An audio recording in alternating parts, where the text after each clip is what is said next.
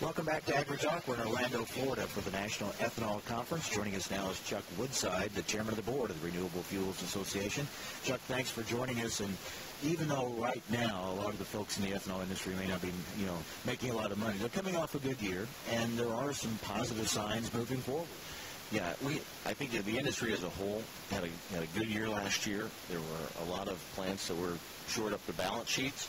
If you think about the fact that we exported 1.19 billion gallons of ethanol last year, that is significant. And so while margins are soft at the moment, there's a lot of optimism as we look towards the 2012 year. I think what speaks also to the strength of the industry is the fact you're coming off the loss of the tax incentive off of VTEC. Many would have thought that would have really put a dark cloud over the industry. Well, it's been a concern. I think the mood is we're ready to move forward. No, that's right. As you sit here today, ethanol is $1.04 cheaper than gasoline in Chicago. There is a tremendous incentive to blend ethanol even without the tax credit. We think we took the responsible approach to the tax credit, and we would encourage other industries to do that as well. I guess one big concern that's out there, what will oil prices do if gas prices keep going up and that slows demand, or, people start cutting back on driving? That could impact certainly the ethanol industry. No, that's right. I think you look at today's market with crude over $108, and certainly that creates some opportunities for the ethanol industry, but at the same time, we are currently blending at the full 10% blend wall. Any reduction in the consumption of gasoline impacts the use of ethanol. That's why so much of the discussion this week was talking about E15 and the opportunities that exists, because that's really, as we get past that blend wall, how we'll be able to gain more of that market share. We'll be talking more about E15 on today's program. Let's take a look at the evolution of this industry. It has been amazing, the technology that is now in the industry, the changes in ethanol plants, the way they're doing business. It's really come a long ways in a relatively short period of time. No, that's right. And the theme for the conference this week was innovation. And that was really the focus of our discussions, as we looked at not only the innovation in how we produce our product, but innovation in how we market our product, how we reach the marketplace, looking at the transportation side of it and trying to reach that customer in the most efficient way.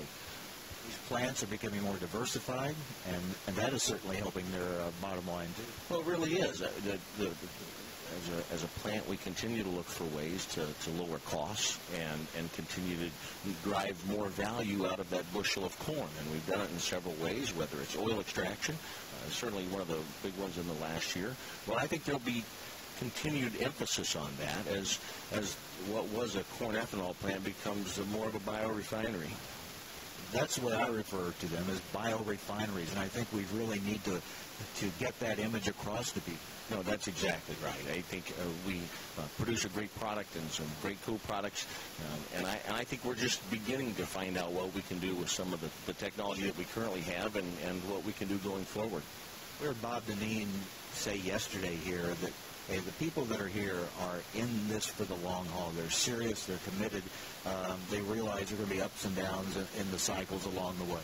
No, that's right. It's going to be a volatile business, and I think as we reach more clarity about how E15 rolls out, I know as a farmer-owned ethanol plant in Minden, Nebraska, our owners want to continue to participate in this industry. It's important to them and very much in for the long haul. And so I think you see that among most of the other operators here.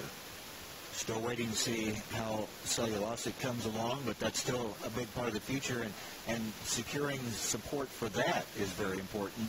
As talked about this yesterday with John Urbanchuk. I mean, people can say what they want about incentives and how much help that gave the industry.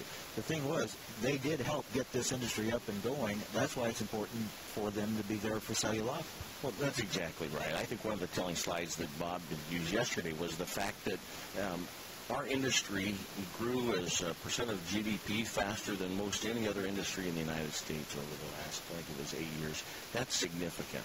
And a lot of that was done because of the opportunities that were created through the Renewable Fuel Standard and the VTEC at the time. And so as we look at the cellulosic piece of it, I think the discussion yesterday about the fact that it was not only it's not just a technology issue, but they really came to being at a time in 2008 where the financial markets weren't welcoming any investments.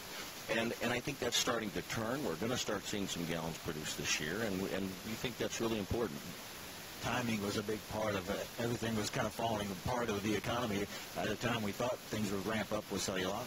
No, that's exactly right. Chuck, great conference. Thank you for being with us. We look forward to even better things ahead for the ethanol industry. Thank you. Well, thank you for your time, man. Chuck Woodside, he is the chairman of the board for the Renewable Fuels Association. E15, we're so close now. It looks like it's going to happen before long. There's been some real progress here just lately. We're going to get an update on that when we come back. Much more to talk about here on the program today. We'll talk more about cellulosic ethanol. We're also going to talk about some of the air quality research with new engine testing, all that coming up on today's program. Stay with us from Orlando, Florida. This is AgriTalk.